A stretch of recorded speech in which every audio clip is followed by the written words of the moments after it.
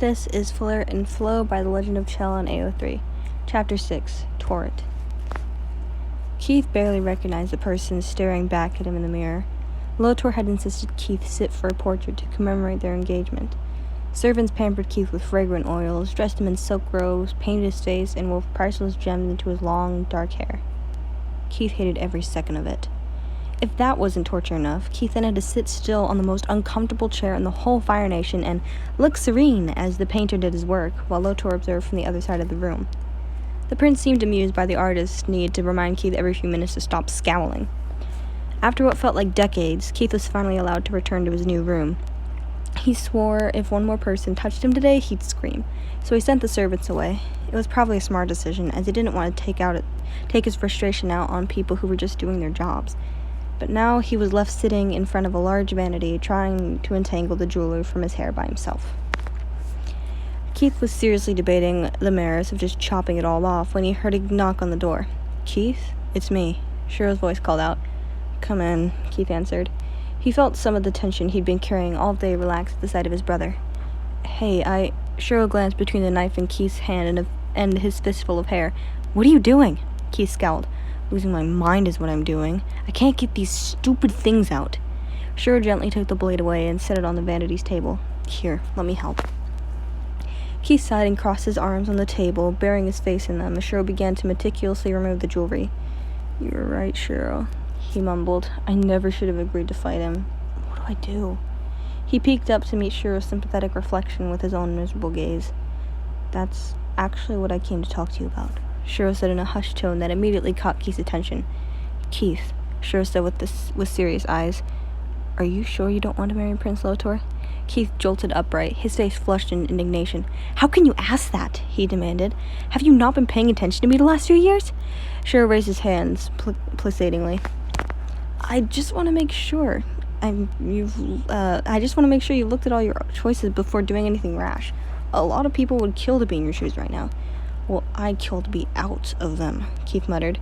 At his brother's imploring look, Keith sighed. "Look, I get it, okay? I was an orphan who lived on the streets, and now I'm about to marry a prince. It's a fucking fairy tale come true," he said bitterly. "But it's not what I want. I wouldn't exactly call myself a romantic, but I don't want to get married just because I was worn down or backed into a corner." Shiro studied Keith's face for a moment, then took a deep breath and nodded sharply. "That's all I needed to hear. Now, listen carefully. We're getting you out of here." "What? How?" Keith asked. As Shiro quickly detailed his plan, Keith listened with rapt attention, hope and anxiety swirling in his gut. "But Shiro," Keith cut in, "if you go through with this, you'll have to leave too." "I know. But," Keith shook his head, what about your career? What about Adam? You guys finally got together after all this time." "My brother is more important to me than any job," Shiro said firmly. "As for Adam, it will be hard, but he'll understand. Someday." "You're not going to tell him?" "Too dangerous," Shiro said regretfully. "I don't want to risk getting him involved." Over the next few weeks, Keith put up with more wedding preparations by day and met with Shiro in the evenings to fine-tune their escape. Finally, 2 weeks before the wedding, they set their plan in motion. In the dead of night, Keith donned the travel clothes Shiro had snuck him earlier. After wearing nothing but heavy robes for so long, the simplistic apparel was a relief. With nimble fingers, Keith tied his hair into a long braid. He threw on his dark cloak, ironically given to him by Lotor months ago. It was of fine quality, but plain in design, and wouldn't draw attention. With his mother's knife sheathed at the small of his back, Keith went out to his bedroom balcony and peered down. Right on schedule, he saw the guards changing shifts, making small talk below him. Lotor told Keith he had picked these rooms so that Keith could admire the cherry blossom tree that stood right outside his window, the largest of its kind in the kingdom. Sure was right, Keith thought as he hoisted himself onto one of the sturdy branches. Lotor didn't know him very well. Keith crept through the palace gardens, hardly daring to breathe until he spotted his brother waiting by a large bush cut into the shape of a turtle swan. He scurried over to meet him. "Keith," Shiro greeted relieved. "Are you ready to go? Got everything you need? If all goes according to plan, we won't be coming back." Keith nodded. "Let's go." Together they made their way to the nearby wall. It was a thick slab of earth, several feet high, and surrounded the garden and separated the royal grounds from the outside. This particular area wasn't as heavily guarded due to the fact that the queen didn't want a bunch of clumsy, fire-happy guards ruining her prize plant sculptures. That's why Keith and Shiro picked it as a rendezvous point. Shiro crouched by the wall, cupping his hands to make a foothold so he could give Keith a boost. Once Keith was on top, he reached back down to help pull up his brother. With a soft thump, they landed on the other side. "And where do you think you're going?" The two brothers whirled around to find Lotor already waiting for them, surrounded by a handful of guards. "Really, Keith?" Lotor shook his head mockingly. "I thought you were a man of your word, yet here you are, trying to break your vows before we've even made it to the altar. And you?" Lotor's sharp gaze cut over to meet Shiro's glare. "Well, you can certainly say goodbye to your dreams of becoming the youngest captain in history." Before Keith could even think of a snappy retort, Shiro pulled an object from his pouch and threw it at the ground. As it shattered, a cloud of smoke filled the area. He grabbed Keith's wrist and ran, ignoring Lotor's bellowed, "Stop them!" Shiro and Keith raced through the city, the guards hot on their trail. "How did he find out?" Keith demanded as he tried to keep up with his brother's long legs. "I don't know, but we got bigger things to worry about right now," Shiro called over his shoulder. After a while, they managed to shake their pursuers long enough to duck into an alley unseen. Keith peeked back around the corner. Several guards were scrambling in all directions, barking orders and searching every nook and cranny they came across. A handful were steadily making their way closer. "There are too many of them," Keith snarled. "Shiro, what do we do? Quick, over here." At the back of the alley, Shiro had discovered a small metal gate embedded in a thick wall, most likely used for drainage. He swung the gate open and ushered Keith through. Keith had to crouch, but fit without much difficulty, ending up in a tunnel that presumably led outside the city. Clang. Keith twisted around to see Shiro had slammed the gate shut and was blasting a thin but powerful stream of flame along its edge, with Shiro on the wrong side of it. Keith rushed back, gripping the iron bars so tight his knuckles turned white. He frantically tugged, but the gate didn't budge. "What are you doing?" he demanded. You keep going," Shiro ordered. "I'll go back and try to draw the guards the other way." "What?" Keith stared at his brother in horror. "No, I'm not leaving you." "Keith," Shiro interrupted grimly, "we have no choice. You said it yourself, there are too many of them. Splitting up is our best option. It'll be okay. We knew this might happen. Do you remember what to do?" "Get to the National University in Ba Sing Se," Keith dutifully recited. "Ask for Samuel Holt." Shiro nodded. "I'll meet you there." "But Shiro, we don't have time, Keith." Shiro pulled his brother into a hug as best he could manage through the bars. "I love you. Be careful." "You too." Keith squeezed Shiro as hard as he could. Pulling back, he glared at the other firebender fiercely. "Don't die. I've already lost enough family. I can't lose you too." "I'll see you in Ba Sing Se," Shiro promised. "Now go." With one last worried glance, Keith turned and fled into the dark. Lance had always dreamed of flying. As a child, it had been his greatest wish to soar above the clouds. Don't get him wrong, waterbending was second nature to Lance, and he loved the element with all his heart, but if one of the ancient lion turtles came to him and offered a trade, he'd be lying if he said he wouldn't be tempted. Hell, a large part of the reason he wanted to be the Avatar was so that he'd get both water and air. And so, when Allura led them to meet her sky bison, Platt, he felt a surge of excitement.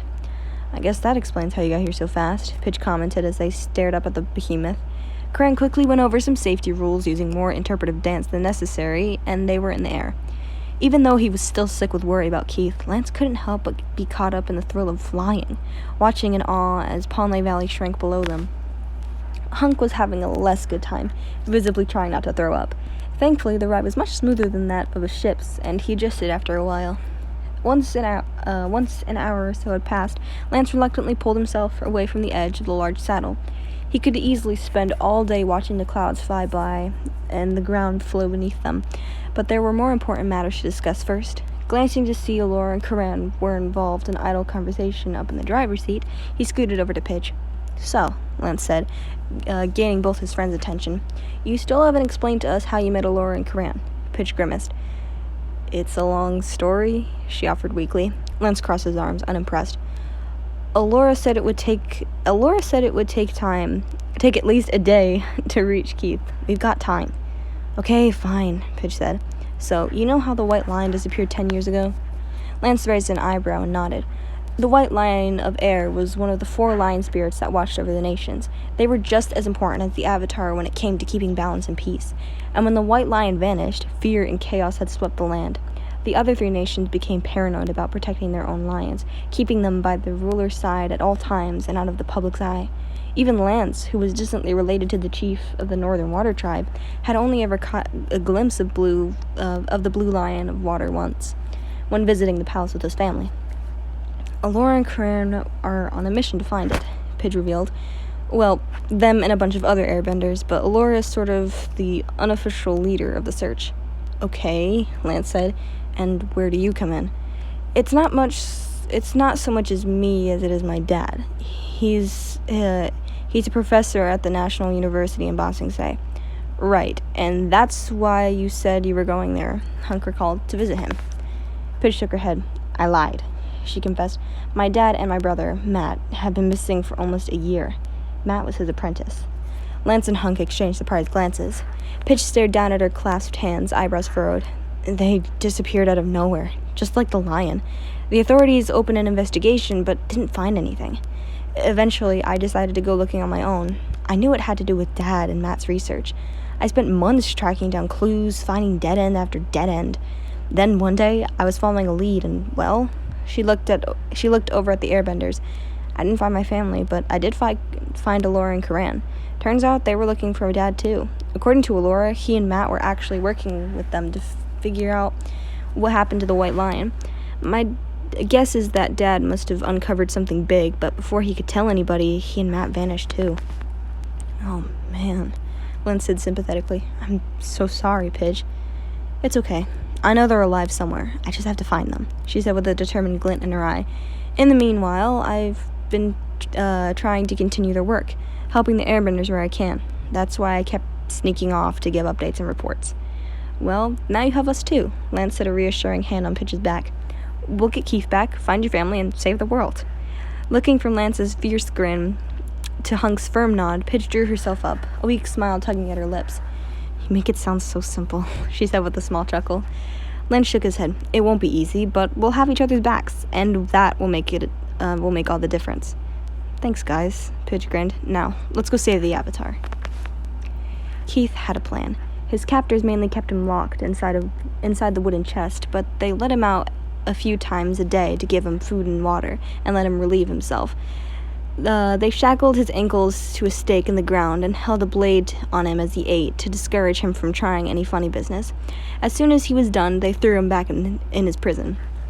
As much as Keith wanted to fight them every time they showed their ugly faces, he forced himself to bide his time, repeating the lesson Shiro had taught him about patience like a mantra in his head.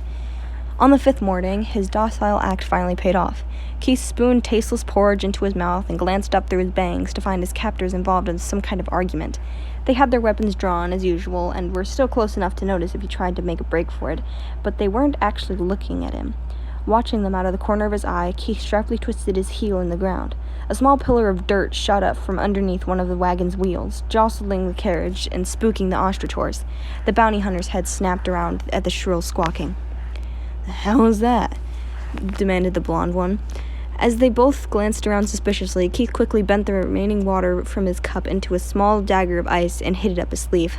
I'll check it out. The bearded man made his way over to the restless mount. You watch him. Put the gag back on and get him inside. If someone's nearby, we don't want him calling for help.